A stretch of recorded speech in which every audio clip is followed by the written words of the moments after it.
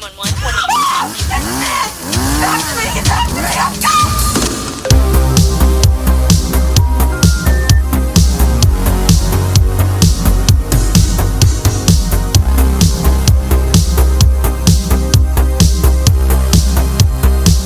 Hello?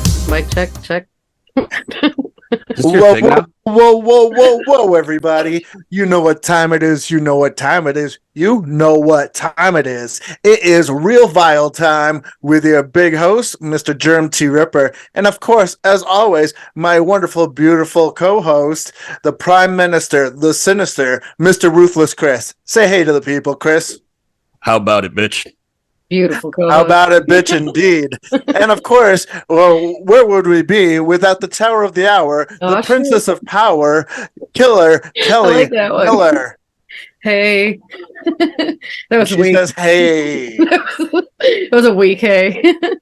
That was kind of weak, yeah. There we go. Put some ovaries into it. I like it. I love it. Give me more of it. How have you guys been? I haven't really talked to you in the past week. What's new and exciting in your worlds? I've been going through my record collection and burning bridges. That's been my week. There are bridges that needed to be burned. Kelli has been being a savage online to fuckboys that have been sliding into her DMs. It's been the most hilarious thing to watch. The one. Go on. Just heard. It's like we were last night or the night before it was the Chainsaw Awards, and we decided to get together, eat some chicken wings, make some dip, check out the Chainsaw Awards, see what was what. And like this dude like slid in her DMs that was her ex-boyfriend's best friend, like, yo, let's hang out, but don't tell him. And she proceeded to neuter this man publicly for hours. And hours. Well, and hours. I technically said a lot of things to him that I've been wanting to say for at least 2 years now. And it all just came out in like a shitstorm of words. Like, you know what? Fuck you, dude. Let's not give him any more attention. Yes, let's not. And but I will say, you're burning the bridges to light the world, and it's a beautiful sight. Absolutely. Well, it's like I told her, like people like this do this shit because no one calls them out on it, and they all like softball them, like, no, I would, but it is like, no, tell them to go fuck themselves, No, I'm feeling like real back to myself again for like the first time in a couple years. Actually, I've been in this fucking bubble of negative.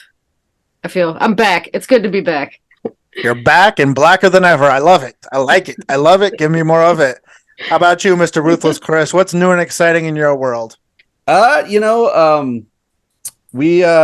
the Chainsaw Awards last night. Terrifier 2 swept the house like everyone assumed because it was all fan voted. Oh, Prey swept the house. It was a lot of Prey, Black Phone, and a lot of Terrifier 2. Chainsaw Awards were all right. I thought they were kind of a little boring this year.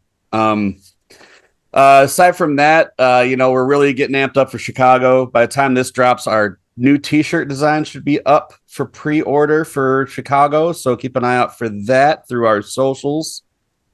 Aside from that, about to hit the road for the week. I'll be out of town for a week doing wrestling stuff. So that's about all I got going on. What about you, Germ? I am loving life. Life is great. I got a new sponsor in AA, and he's helping me work the steps. And I'm just staying plugged in spiritually, and I'm really loving life. Oh yeah. My husband got a new job. One of my friends in the program got a new apartment.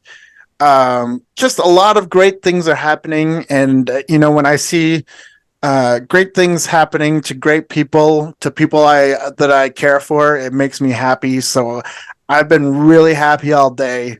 That's where I'm at. You can tell you're kind of glowing today. You really got like a glow to you. You do. You look high on life. Yeah. Very cool. Well, thank you guys. I appreciate that. Yeah. Well, let's get this terror train rolling. And let's talk about the movie. This week's spoiler film is a classic, suspenseful, psychological thriller from the late 70s. It is none other than Magic. This is an underappreciated film, and I'm very excited that we get to talk about it on tonight's episode. But before that, let's talk about what we've been watching. Why don't you start us off on the tracks of this terror train, Mr. Ruthless Chris? Earlier today, I picked up as I talked before, I gave Screambox a shot because they have some pretty interesting, like their library is not deep, but it's different. Like it's a lot of stuff you really don't find anywhere else, and they come up with some interesting things. And I found something like that today, which would be the first thing I talk about. Hold on, I'm pulling the info up on it from my letterbox, but it was Village of the Golden Dragon, or Yellow Dragon's Village. I'm sorry. 2021 by Yugo Sakamoto. This is a Japanese film. It's a very brisk watch. It's only 66 minutes long. With that being said, it is a extremely intense 66 minutes. What you have is a group of Japanese tourists that are going into the mountains to go camping, and they end up having car trouble and coming into this village that a local draws them to. And what they find is the village is a modern age camp of cannibals. So they start trying to harvest these people for meat, and there's like a god that they're feeding in this tent. And I mean, I'm not really ruining a lot there. That's kind of the setup of it. And it gets there within 15 minutes. Like I said, this thing's only an hour long, including credits. And it's so fast paced that you think that it ends about midway through because it feels like there's a conclusion there. And then it flips the whole fucking movie. And then it goes another 30 minutes. So there's like two movies in one, kind of like a From Dusk Till Dawn situation. It's got a lot of horror, but it's also got like some really fun kung fu. I kind of compare this to Versus without the monsters. Like if anyone's seen Versus, it's like very phonetic, very violent, a lot of kung fu. I highly recommend this. It was pretty bloody. It's extremely graphic. A lot of like axes and sickles and shit like that. I give this thing 3.5. I watched on Screenbox, like I said, 66 minutes, 2021. Sweet. Yeah, that sounds really exciting. I definitely would want to check that out. And it was called Village of the Golden Dragon? Yellow Dragon's Village. Yellow Dragon's Village. Yes. Yeah, that sounds amazing. I love kung fu movies. I love cannibal movies. So let's smash them up and see what comes out. I don't have Screenbox, but this makes me want to get Screenbox, actually. So we'll see how it goes. There's very little fat on this movie. Like I think there's maybe 5 to 10 minutes to set up, and then it's right into it. And also about Screenbox, it's dirt cheap. 6 months is $14. Oh, so, that's not bad. And one of the cool things about Screenbox, I'm not really going to get into it, but they have a lot of really cool documentaries. Like I watched one on Fright Night. They have a brand new one about the history of Child's Play. They have a brand new one they just put about Robert Englund's entire career. They got one on it. They have a lot of really cool documentaries too. So I would recommend Screenbox. It's really cheap. It's worth checking out. Have you seen this one, Kelly? No, I don't think I have. Nope. Mm-mm. Cool. Well, I definitely need to check that out and might have to. I wasn't really interested in Screenbox, but now I am. So that's a good plug for them. Anyway, let's keep the terror train rolling. And Killer Kelly, what you got for us, baby? I got since we watched the Chainsaw Awards, they mentioned The Watcher that was up for a few nominations a couple times, and I figured I haven't seen it. Well, then when I watched it, I realized I did see it, but I watched it again. So this is The Watcher, 2022. You can watch it on Hulu right now. It was a pretty basic storyline, basic setup. Julia and her husband moved to Romania. He's very fluent in the language. She's not. She's trying to learn it. Like, things are a little weird for her there. She's getting used to it. And then come to find out, right down the street, somebody was murdered, basically decapitated. So there's believed to be a serial killer running around. And she notices, like, a neighbor from, like, across the street. These are big apartment complexes, like, lots of windows in the building. So There's lots of neighbors across the street, but she notices one window in particular. There's somebody that seems to be watching her, and then she starts thinking that he's following her. And a lot of this movie goes into like, is he actually really following her? Is this guy the serial killer, or is this bitch just crazy? So I don't know. It was a decent movie. It's got kind of like a Hitchcocky vibe, like I guess like a modern suspense Hitchcocky vibe to it. It was all right. I did find it kind of boring at times. It was a decent ending. I don't know. I'd give it a 3. That's what I'd say. Yeah, very cool. I watched this one recently as well. It reminded me of Possession, which we covered a few episodes ago. Yeah. And I liked it a lot. It was, it kept you guessing. It kept you, and I really felt for our the protagonist. Yeah. Because there's so many twists and turns. Like you said, it's Hitchcockian in that sense. Yeah. And people don't believe her, and things. You don't even know if you believe her at some points in the movie. You're like, I don't know. Maybe she is kind of crazy. Like the one part where she's kind of. She gets the guy to pull up the store video surveillance, and you're like, I don't know, you're kind of looking crazy now, But yeah, it was decent. I'm 3.5, worth a watch. I don't know if it won for anything at the Chainsaw Awards, but it was definitely nominated for Best First Feature, I believe. Yeah, it didn't win, but it was nominated. Yeah, very cool. Yeah, no, I gave it 4 stars on Letterboxd. I just looked that up. I thoroughly enjoyed this movie. Chris, have you seen this one? I have not. I've heard nothing but good things. I'm told it's kind of similar to Polanski, or not Polanski. Rosemary's Baby. The Palma's sisters. With the Watcher from Across the Way, voyeuring and all that. I'm excited to check it out. I just have not. That's been one that like kind of fell through the cracks. But yeah, I'm gonna check it out. Very, very cool. Well, the first one I'm going to talk about, keep the ball rolling, keep the train rolling. I'm going to talk about a Spanish film from the mid-'80s that just started streaming on Shudder. It is a strange little slow burn called Poison for the Fairies. I looked at this. I didn't watch it, though. Right. It's a unique sort of film about... You think it's about witches, and it still could be. It's one of those ones that keeps you guessing throughout the whole thing. And it's about a 10-year-old girl convinces a lonely classmate that she's a witch, forcing the child to be her assistant. And through their games, initially they're kind of a naive, childlike game, and then gradually they get nastier and they get more violent. And then when the ending comes, it's so dramatic and it's so over the top that you're like, holy crap. I didn't really see that coming, but I think it's really smart what they did. I really enjoyed this film, and it wasn't what I expected just from reading the synopsis of it. And I don't even remember why I clicked on it. I think it was just like it was a new film on there on Shudder that I hadn't seen before. So, it's definitely worth a watch. Especially if you like killer children movies or like psychotic children movies. And if you don't mind a slow burn with a great payoff, this will be one for you. Otherwise, if you need constant action, if you need constant, bam, bam, bam, bam, bam, which, most of the time I like, but sometimes, if you can pull it back and you can just have like a slow psychological thriller, then Poison for the Fairies is definitely worth the watch.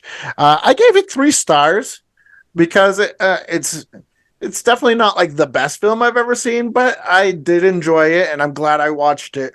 It's streaming on Shudder and worth the watch. Neither of you guys seen this one or no? No, like I said, the name is what caught my eye the other day, and I'm like, but I ended up not watching it, but I do mean to. Yeah, I haven't watched either. Great name, though. Mm-hmm. And I love the poster art online for this film. It's so psychedelic and so trippy that alone, I think, would pull people in. That's not the poster art that they use on Shudder, which they should have, but Yeah, it's definitely worth a watch. And so I would recommend Poison for the Fairies for people that enjoy a psychological, psychotic child slow burn. I like those. Yeah. Yeah. But to keep the train rolling, keep the terror train rolling down the tracks, Mr. Ruthless Chris, what you got for us, baby? So I watched this on Tubi earlier today. Or no, it wasn't today, it was yesterday. This is an anthology horror. It's new. It came out in 2022 called Sinphony, a Clubhouse horror anthology. Sinphony is spelled S-I-N instead of like, but the reason it's called that is like there's a song they wrote, and then every short film has a different iteration of that song that pulls it all together. It's like 8 tales, and it's a bunch of directors that found each other on an app called Clubhouse. So that's why it's a Clubhouse horror anthology. It's definitely trying to do like the creep show kind of vibe.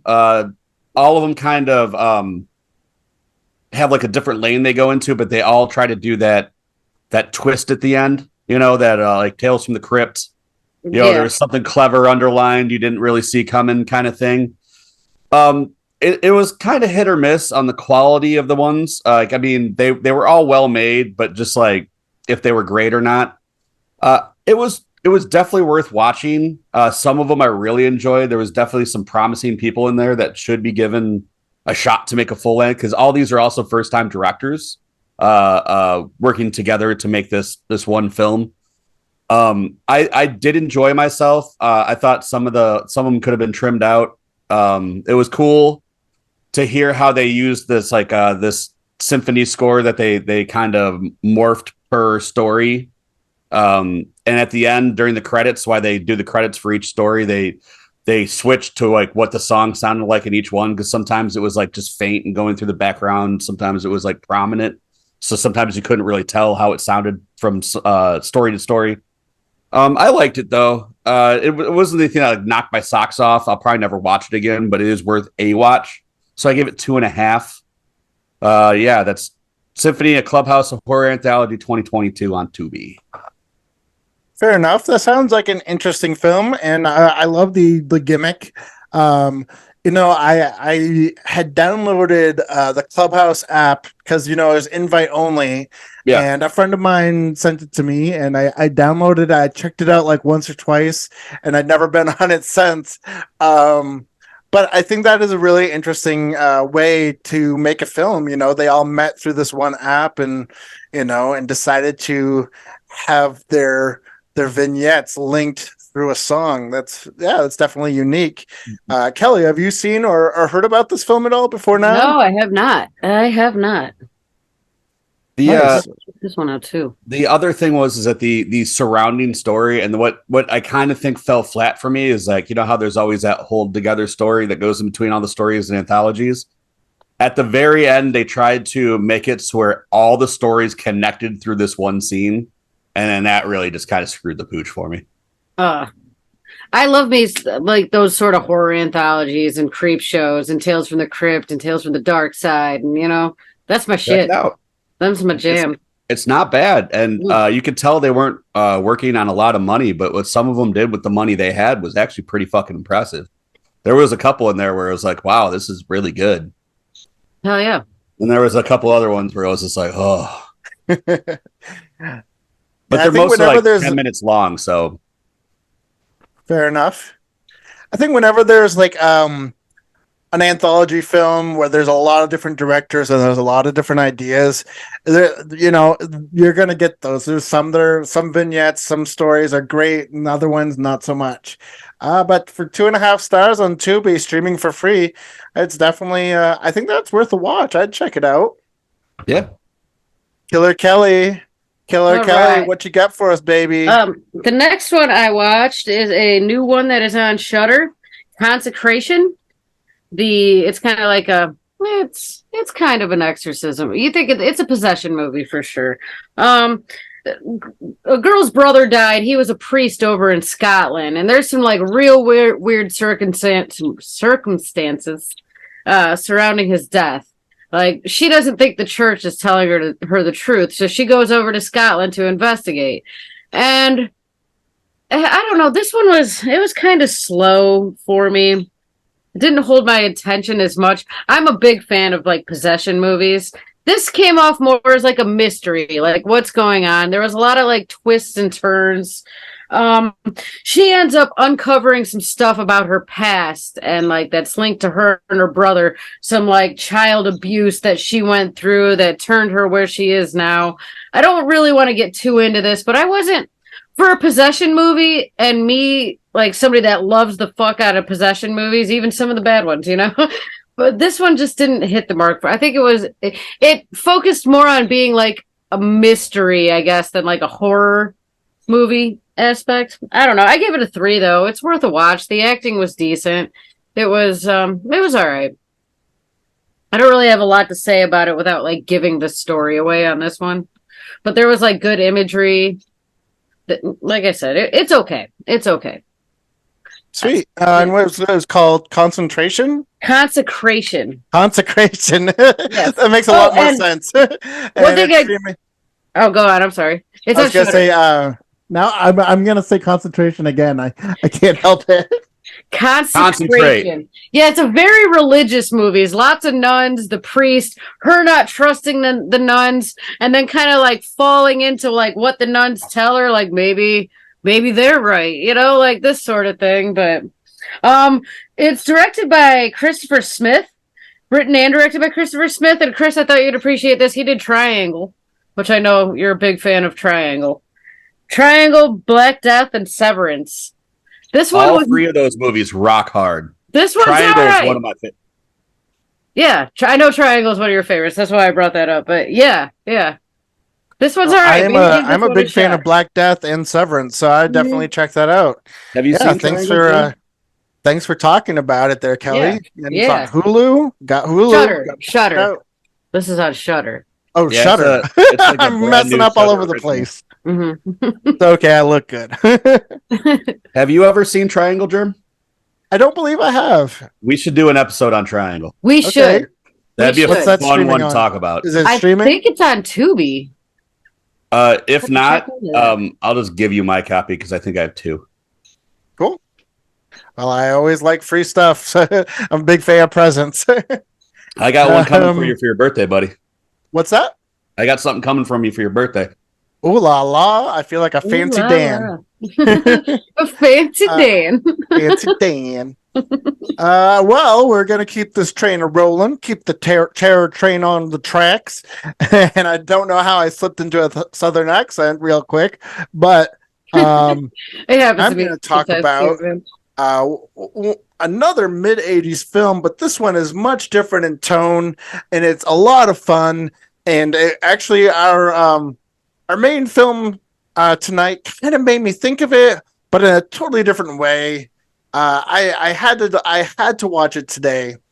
It is Stuart Gordon directed one of the first full moon movies that wasn't a full moon movie. I think it was actually put out by Dimensions, but it's simply called Dolls.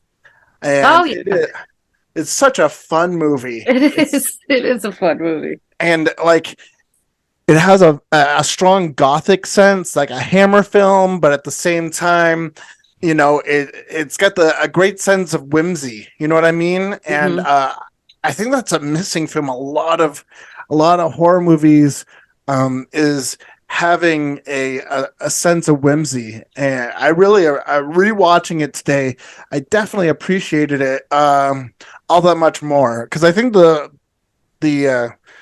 I think when I watched it before, I was probably drunk or at least drinking. So watching it sober, I get a whole new appreciation for it. But for those people who haven't seen it, it's a dysfunctional family of 3 stopped by a mansion during a storm. Father, stepmother, and child. And the child discovers that the elderly owners are magical toy makers and have a haunted collection of dolls. It's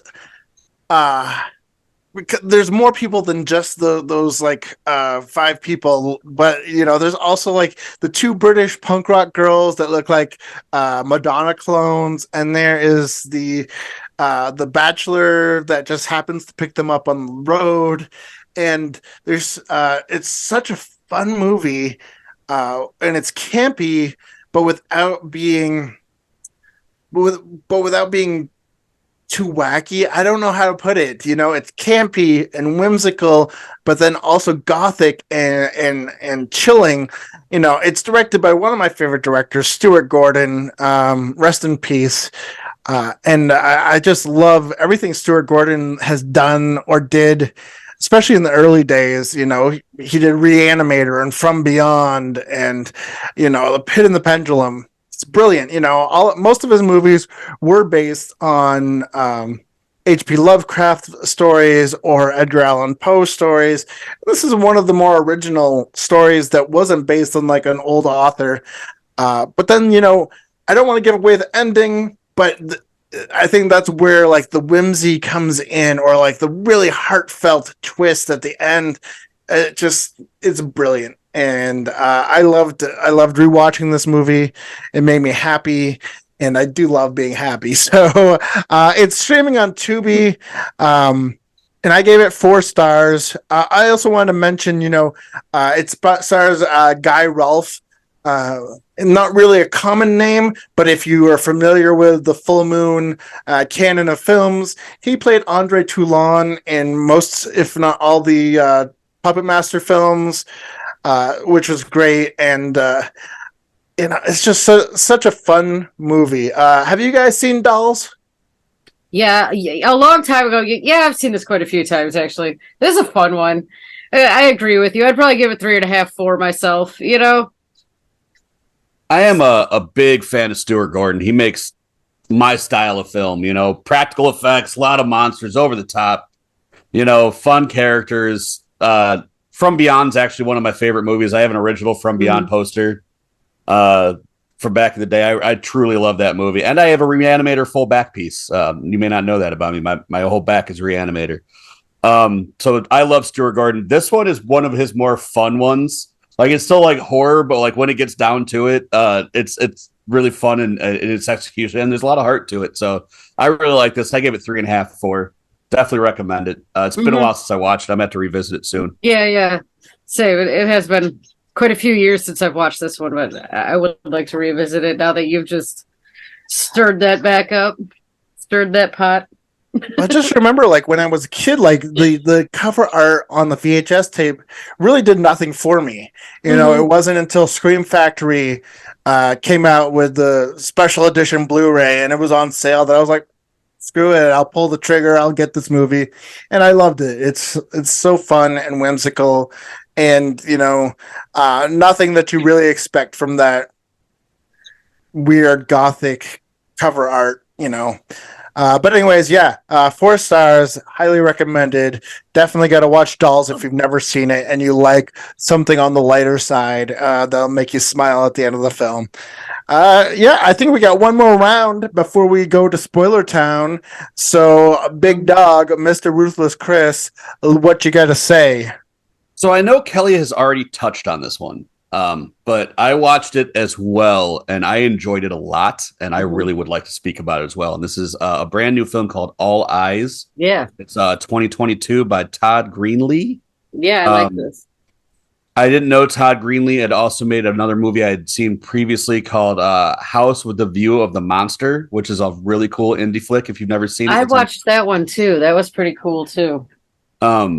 Yeah. The premise of this is really interesting. This is also another movie, like I said before, that kind of has a flip in the middle that you don't see coming, and it feels like 2 movies in one. Basically, you have a disgraced podcaster who deals with like eccentric or interesting people and their like stories. Maybe it's about ghosts or shadow people, like stuff like that, things that they're dealing with.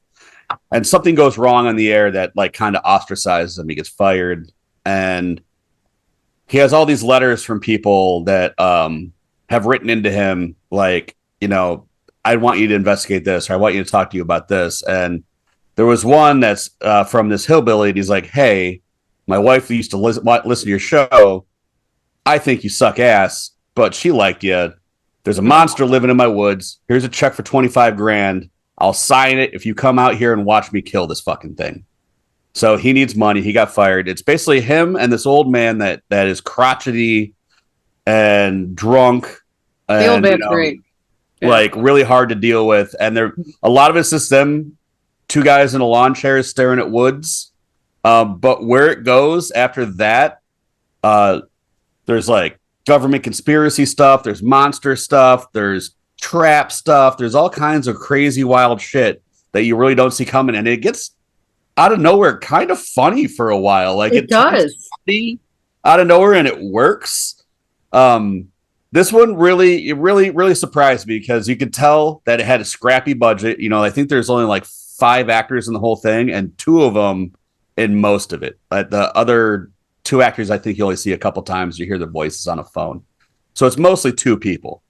And what they do with these 2 people is really cool. It's like kind of like The Battery or something, where you know you have like no money, but you find a really cool way to take this like really great idea and do it with not a lot of money, and it delivers on things you don't expect it to deliver on, and it kind of delivers on things you want it to deliver on. So I was shocked by this movie when it was finished. You know, I was like, that's a 3.5-er, but as it sat with me and marinated it, I've thought about it more, and I've really let it kind of run its course through my brain. Like it's definitely a 4 at least. Like it's a great movie. I think these whatever this guy does next, hopefully they give him a little more money. It might be up there. Like this guy might be able to do some really interesting things, like the Moorhead guys or whatever, who did like Spring and stuff like that. So I love the Moorhead. I almost talked about Spring, but we'll do that next. So yeah, I would definitely recommend it. 4 stars. Watch it on Tubi. Mm-hmm. Great cover too. Yeah, definitely worth a watch. I loved this one. I don't remember what I gave it, but it's worthy. One more time for the people at home. What was the name again? That was All Eyes, 2022 by Todd Greenlee, and definitely check out his other movie, House with a View of a Monster. It's also very cool. Another one of those. Not a lot like if you remember Moorhead's first movie, Resolution, both of these movies are kind of in that wheelhouse where it's high concept, not a lot of money, but executed well, you know?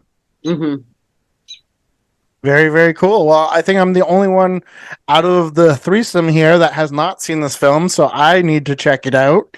And it sounds like both of you thoroughly enjoyed it. Everybody out there in real Vile land, you need to check out All Eyes on Tubi. It sounds like a goodie. It's a goodie. And in the meantime, one more time for the people at home, what you got for us, Killer Kelly? I watched a Spanish horror movie this week, a Mexican horror movie to be exact. This is Huesera, the Bone Woman. It is on Shudder 2022. This was a pretty cool movie. It started out stronger than it ended, in my opinion, but it was still, it's a pretty fucking great movie. It follows motherhood. There's a lot going on here. There's a new mom. This actually would have fitted with last week's Mother's Day theme as well. But she just found out she's pregnant. She really wants to have a baby. She's had like a really fucking checkered past. Like she used to be a punk rocker. Like that's another thing I like about this. I like how it goes like back into her like punk rock days with like, I don't know, like Mexican gutter punks and shit for a little while. But she's pregnant. She's trying to change her life, but she seems to be like tormented by this spirit or something. She sees, oh man, this one's hard to explain. It goes into kind of body horror for a minute. It goes into like Mexican folklore a little bit. It's kind of marketed as a witch movie, which there is some witch and possession stuff involved here. Trying to find a good way to explain this one. I'm sorry.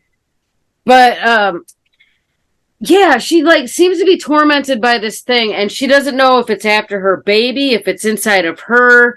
It's like they do a really good job with like bone cracking noises with the body horror and stuff.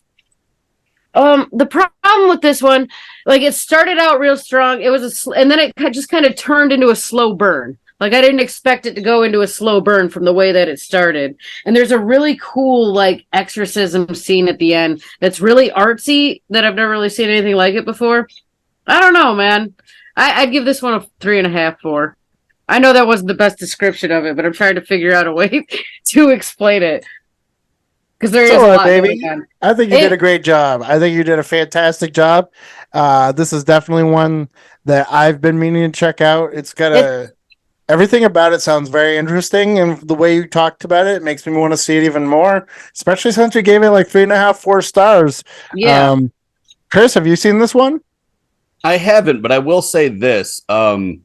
I interrupted her in the middle of watching this. I had gotten back. Lady friend and I went and saw Guardians of the Galaxy 3, and I had like stopped at her house, and she was in the middle of watching it, and like we hung out for a little bit, and she did not shut up about the movie. Like she was so excited for it. So it bums me out a little bit that she said it didn't stick the landing because she was like way into this thing. So it didn't stay with the pace. Like it had this awesome build up pace, and then just kind of it didn't like go down, but it just kind of plateaued, after a little while. This one's really heavy in like symbolism and allegory as far as like I love stuff like society and religion forcing you to do things that you wouldn't exactly want to do.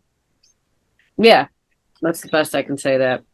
All right. Well, Huesera, is it Huesera the Bone Woman? Huesera the Bone Woman. It's on Shudder. On Shudder. 3.5, 4 stars from Killer Kelli. Definitely sounds like an interesting film. Like I'm sorry, I keep interrupting, but I had the candles lit. I had the candles lit and shit. And there's this one scene with the bones all cracking. I was like, ooh, okay. Got all up into it because it has a nice, real creepy feel to it. That's what I enjoyed. Sweet. Love a creepy good time for everybody. Sorry. My last film I'm going to talk about before we get to Spoiler Town is a film from 1990, which I didn't realize was a sequel to one of my favorite 80s exploitation films, but it is the Mark L. Lester directed Class of 1999.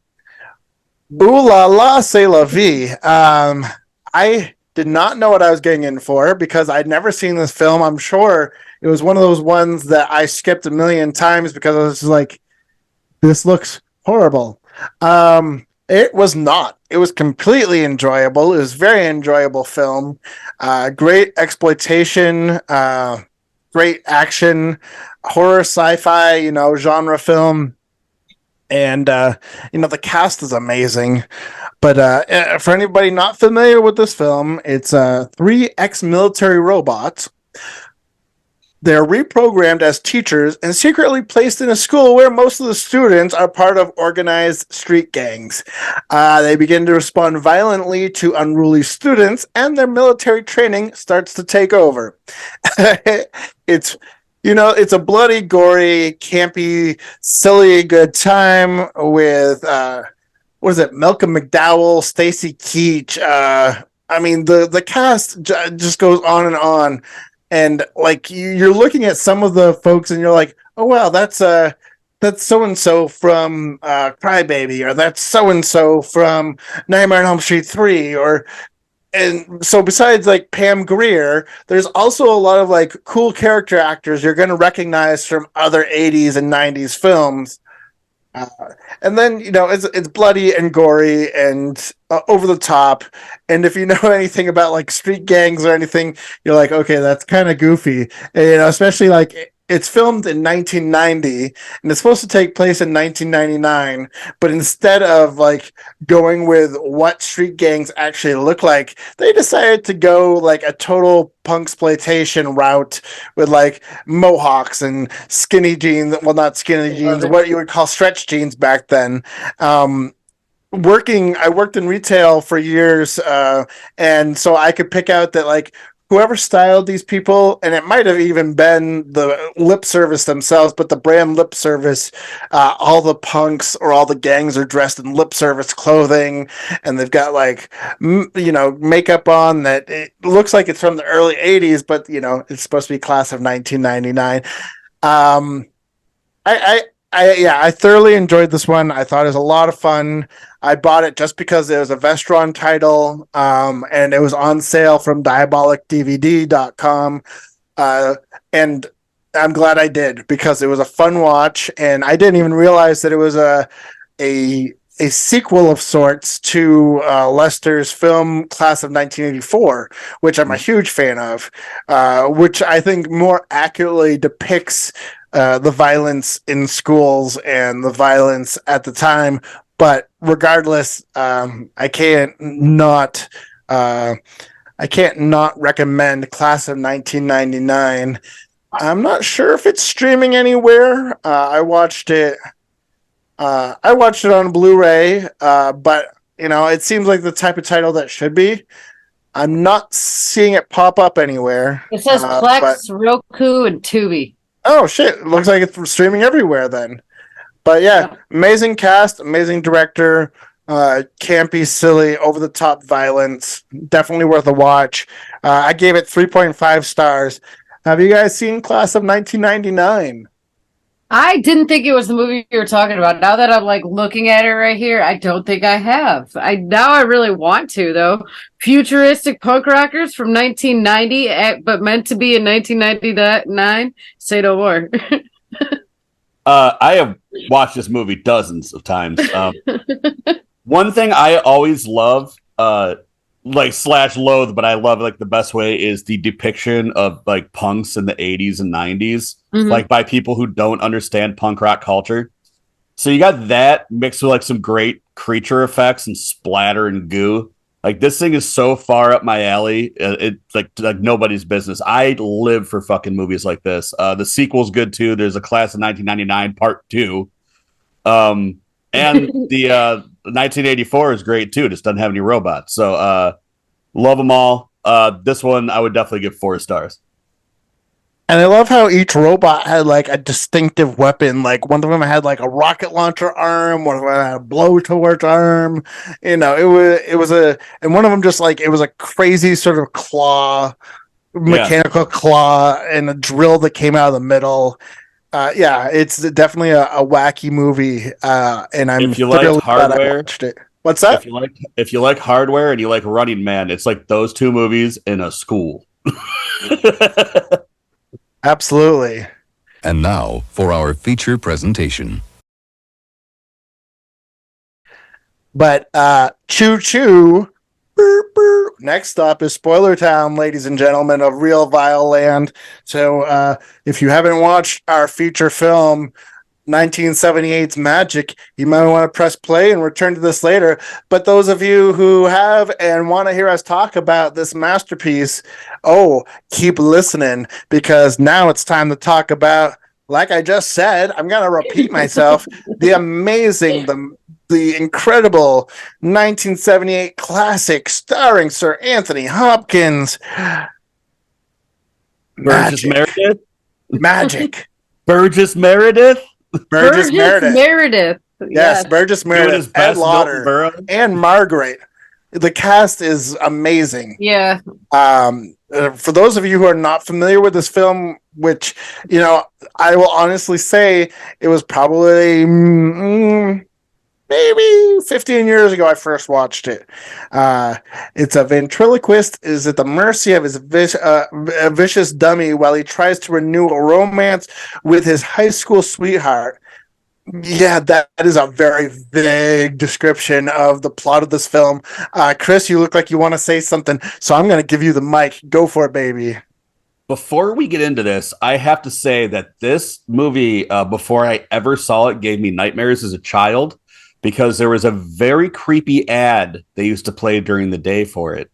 And it was just a close-up. You can find it on YouTube. It's just a close. I think I've told Kelly about this. Like the preview for this movie used to give me nightmares as a child. Yeah. And it's like a close-up of Fat's face, and like he's like doing the ventriloquist look, but his eyes are slowly going to the left, and it like kind of makes you think, what's he looking at?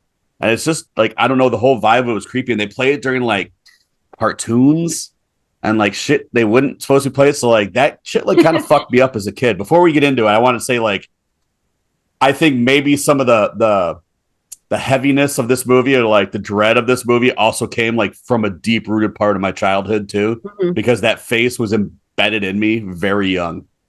I also had a big fear of ventriloquist dummies, a lot due to Puppet Master when I was a child. Ventriloquist dummies, blobs, man.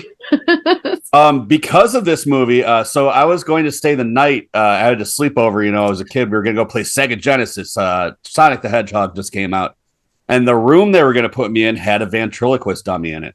And it was like maybe a couple months after I started getting freaked out by this thing. And I made my parents come pick me up. I was crying. I was freaking the fuck out. Like I wouldn't go in the room with it. And they were like, well, we could put it away. I was like, it was already in there. No. And like, I had the promise of playing Sega all night, you know, Sega, Sonic the Hedgehog. And I said, no, because fuck that thing. So yeah. Fuck that thing. Yeah, I also had to stay the night in a room where there was already one in. I fucking put it in the closet though. I was like, I am not sleeping with that thing staring at me from that chair over there. Fuck that, dude. Mm-mm. Well, and I mean, besides any other typical ventriloquist dummy, Fats the dummy has an extremely unique style, and I'm sure like there's no other ventriloquist dummy like Fats. That giant head, the mannerisms that he does, it's crazy to look at, and it's frightening. I mean, I love ventriloquist dummies just because they are scary, but this one takes the cake. This one is a head and shoulders above what is considered to be creepy, what's considered to be scary. Fats is probably one of the scariest toys or puppets or anything of that nature in a horror movie. But the unique thing is, it's not possessed, it's not haunted, it's not anything you expect by looking at the cover of the film. It's Anthony Hopkins' character, Corky, has a split personality. Corky and Fats. Yeah, and his split personality, his violent side, comes out through, or even like not even always violent, but some of his more comedic side or personable side comes out through Fats. But it just gets crazier and like the layers of insanity and the mental illness, and it's great. It's so brilliantly played out. With the layers of this onion being pulled back, and you get to examine Corky's decaying mental health. It's I can't say enough good things about it. But why don't you guys? Could you guys talk a little bit about like how the split personality between Corky and Fats, and what that made you feel watching this?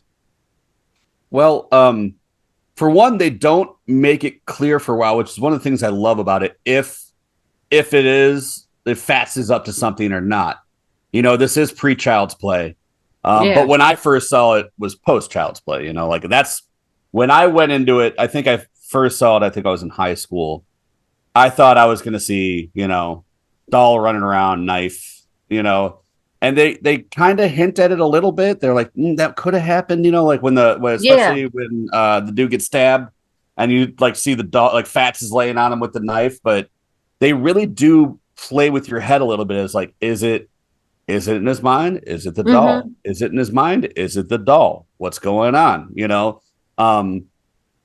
They definitely, it feels, I hate to compare it to this movie because they're nothing alike, but just in the main characters, like Blood Rage, where there's the two brothers that are twins and they're opposite personalities. You have the very confident psychopath guy, which in this, the doll would be that version. Fats would be that version. And then you had the, soft-spoken brother who's easy to walk all over and yada, yada, yada, who would be, Corky in this. It did remind me of that, like, dichotomy of, like, the two different personalities kind of going to war, but they kept you on a seesaw of thinking, like, is he crazy? Is he not? It's the doll. It's definitely not the doll. But yeah, I really like that. And I really enjoyed, I swear to God, I think that Burgess Meredith was doing his best impression of Milton Berle in this thing. Like with the haircut, the cigar, the glasses. I think he was just trying to be Milton Berle, and I thought that was very interesting and fun. But yeah, I mean, this movie, there's a lot to bite into this thing, and it's a slow burn. It's definitely a psychological. It would definitely get lost probably on a younger generation, the TikTok generation, because they need a quick payoff. And like, this is a lot of like birdseed and story build and character development and is he, you know, like that kind of thing. So like, if you're into that kind of stuff, like this is definitely like a masterclass. And not only that, the guy who wrote and directed this played fucking Hammond in Jurassic Park. You guys know that? No. Yeah, I did not know that. I've actually never seen the first Jurassic Park. Wow. Watch it. But that's an interesting fact. It's good, actually. He was more known as a director. Like, you know, he was an actor. He came from the generation where like you did a million things in movies, but you never really made a lot of money doing it. And before he went back to acting, there was like a 10-year gap where he didn't act before he went back to Jurassic Park. But I mean, he made like Chaplin, you know? Oh, yeah. He made the Gandhi movie, all kinds of stuff. But yeah, it was the guy who played Hammond in Jurassic Park, Richard Attenborough. Yeah, I'm looking through his resume here as a director, and this looks like it's possibly the only horror / thriller, especially one that's you know, it's kind of obscure, but it's well known amongst horror fans, and I'm super excited that Shudder put it on their streaming network, because this needs to be seen by more people. It's such a brilliant film, an underappreciated film, with an amazing cast. But you know, to have somebody who did like Gandhi, A Chorus Line, blah blah blah, to do a horror / thriller film. And I think this might be one of Sir Anthony Hopkins' like first it's horror gotta role. be. Yeah, because he's a young man in this, you know.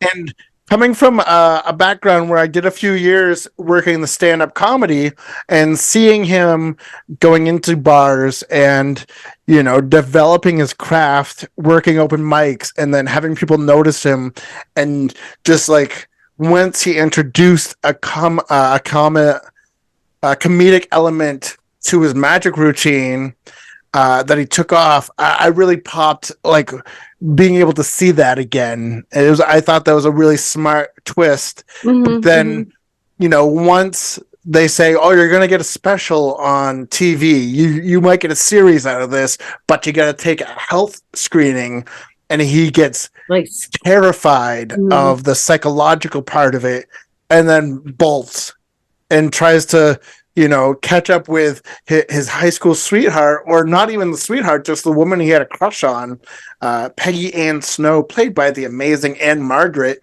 And somehow, you know, she happens to run a hotel that's no longer a hotel, and he crashes at her place, even though she's now married by, you know, the uber masculine, the almost hyper masculine Duke. You know, he's got a name like Duke. What a manly fucking name. Played by Ed Lauder. That is a man's man right there. And how is he going to compete with Duke to win Peggy? And of course, what's he do? He kills him. But did he kill him? Or did Fats kill him? It was Fats, right? It wasn't him. It's so brilliant. Such a smart movie. Can we talk about that cast a little bit? I love Burgess Meredith and almost everything he does. Fucking the Sentinel, you know, Penguin. The Sentinel is one of my all-time favorite movies, and he's like no less amazing in this movie. You know. Yeah, everyone always pigeonholes him for Rocky, but he's done a lot more than that. I always love Burgess. What a great name Burgess is. Burgess Meredith. That is. I'm not sure what the origin of that. That's a strong name, Burgess. What's up, Burge? What's up, Burge? Burge in the house. But yeah, you know, the other thing is that Burgess himself in this was very good, because there's a scene that really was great, like was some of the greatest ratcheting of tension I've ever seen. And it was just make your doll not speak for 5 minutes.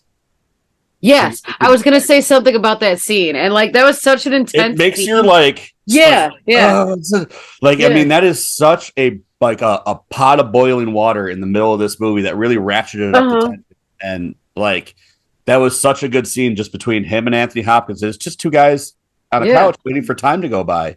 He's like, "How long has it been?" He's like, "It's been 30 seconds." It's like a minute 40. You know, and that's really where you start getting like the idea, like how attached and like the tension really starts going up, and you're like, wow, this guy's in fucking danger right now.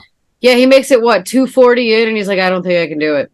Yeah, and he just grabs it, and then he like, and then he like just dumps at the thing, you know? Yeah, just bunch of. So yeah, Burgess Meredith was fucking incredible in this scene. Always. Yeah. And then to have it based on a book that I believe that it wasn't even published yet, I think is a crazy thing to begin with. And if it was, maybe it was 2 years after the book was published, was amazing. But then the writer also wrote the screenplay, but he's more well known as the writer of The Princess Bride. You know what I mean? Wow. I love that movie. Great movie. Yeah, it's a strange, definitely a strange thing for the writer William Goldman go from doing this. He wrote All the President's Men, Marathon Man, Butch Cassidy and the Sundance Kid, The Princess Bride, and he wrote Magic. Wow. You wouldn't know that. Like, this is the type of thing that you don't really consider a horror movie or a thriller movie to be associated with all these great names. You know, the director, the everybody, the writer, the cast, just amazing from top to bottom.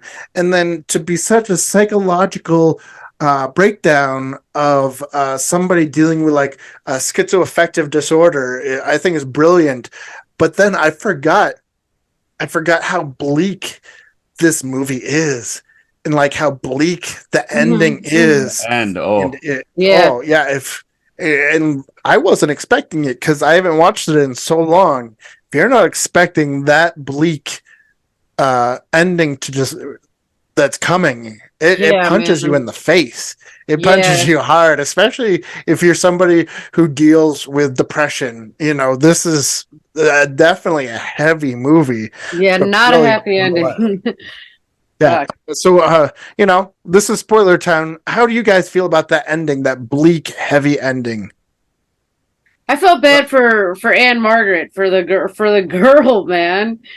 She's like, oh, you know what? I'll change my mind. You know, it's like, oof. I had forgotten how it ended because I don't think I've watched it since I was in high school. So I remember specific things. I remembered the scene, like I talked about with Burgess. You know, I think that's the scene that kind of sticks in your mind when you remember Magic. I forgot how it ended, and I was just like even when he pulled his hand away from his belly, I was like, oh yeah, that's right, okay. And then it's like him and the doll. The doll's like, please don't let me die first, and it's like, fuck, like it's really bleak. It's really dark, and it like. The way that it ends, then the credits roll, it kind of just lets you sit in it for a minute. Like, it doesn't give you, like, that extra little scene to take you out of it. Like, it's like, well, here you go, buddy. That's what you wanted. Enjoy. And, you're just like, fuck. Yeah. Kind of like the same feeling you got after, like, Speak No Evil. Like, all right, well. Speak No Evil was a lot harder of a gut. Yeah, that one hit hard. It kind of reminded me of the ending of The Mist, where there we go. That's a better comparison. You know what I mean? But a film dealing with mental disorders, a film dealing with depression, a film dealing with suicide, homicide. It's a lot to take in, but it's such a masterful film. I give it 5 stars. Easy, hands down, without second thinking it. 5-star film, Magic, 1978. What do you guys think? How many stars would you give Magic? Yeah, I gotta say 4. I go 4. I'm gonna go 4 as well. I love it to death. It's a slow burn, though. But it is definitely something I couldn't put on unless I was in the mood for it or ready for it, you know? Because it does leave you at that, like, you're not going to be able to go do something happy after the movie's done. You're going to be like, oof, all right. Like, that's it's like something to like maybe watch before you go to bed. Well, I don't know about that, but when you got nothing else to do with your day, maybe you have a little time to read afterwards or watch an episode of fucking Seinfeld or something to get you out of it. But maybe a rainy day. It's a bleak one. It's definitely a high quality film, super well made. There's like really no fat in it.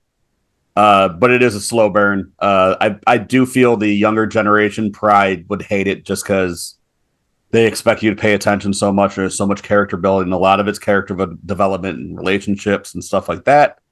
So if you can watch a slow burn, if you can get into a character study, because that's what mostly it is a character study. Mm-hmm. This is a great fucking movie. And it's a great psychological horror. And Anthony Hopkins, you know, you could already see that he's going to be a fucking superstar in it. So, yeah. Yeah, it's definitely not like your jump scare, like fast-paced, you know, like modern horror movies at all, honestly. It's slow burn, psychological horror for sure. Four all day. Well, you have it there, Real Vile Land. We love this movie. We got 4 stars, and 5 stars. If you don't have a physical copy of this, which I don't even know if there's a Blu-ray of it, but I have it on DVD. It's streaming on Shudder right now, AMC Plus, Crackle, Freevee, Plex, Shout Factory TV, Roku, and Tubi. It's all over the place. You have no excuse not to watch Magic.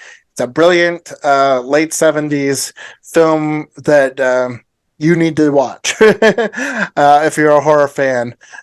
But you know, wrapping up this episode, I'm excited to say that June is Pride Month, and for being so, we are going to do a whole month of queer horror. And starting off next week, our big movie that we will be discussing is Nightmare on Elm Street 2: Freddy's Revenge.